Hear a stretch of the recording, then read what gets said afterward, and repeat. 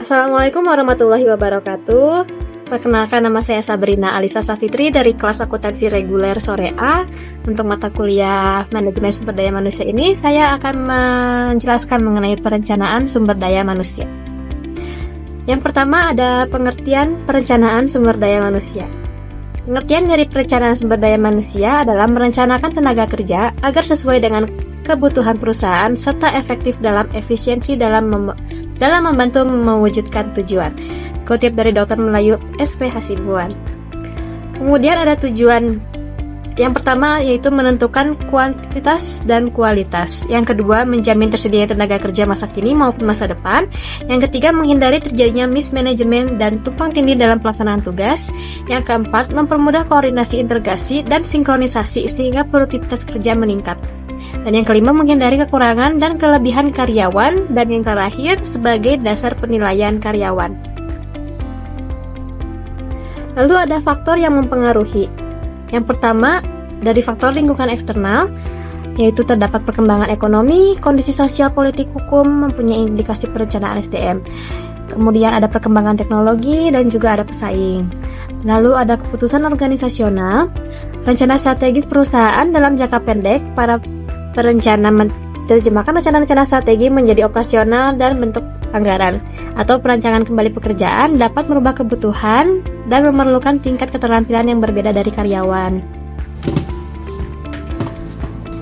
Lalu ada manfaat perencanaan sumber daya manusia. Yang pertama, satu, organisasi dapat memanfaatkan sumber daya manusia yang sudah ada dalam organisasi secara baik. Yang kedua adalah melalui perencanaan sumber daya manusia yang matang, produktivitas kerja dapat ditingkatkan. Dan yang terakhir merupakan perencanaan sumber daya manusia berkaitan dengan penentuan kebutuhan akan tenaga kerja di masa depan.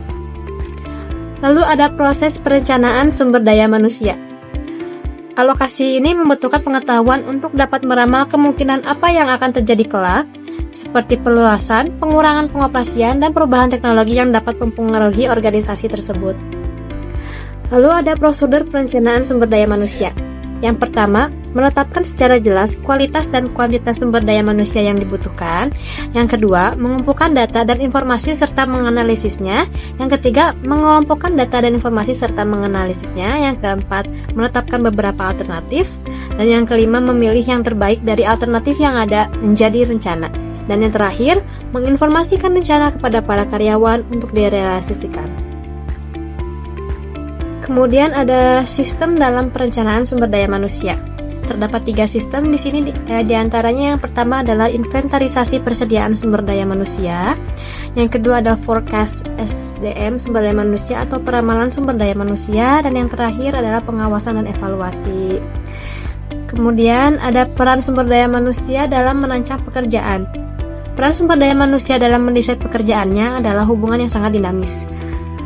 Jadi, masukan-masukan atau pikiran-pikiran yang cerdas tidak hanya bersumber dari atasan atau perusahaan ke karyawan, namun juga ada hak-hak mereka untuk berperan aktif dalam merancang pekerjaannya. Sekian yang bisa saya jelaskan. Mohon maaf apabila ada kesalahan kata. Wabillahi taufiq wal hidayah. Wassalamualaikum warahmatullahi wabarakatuh.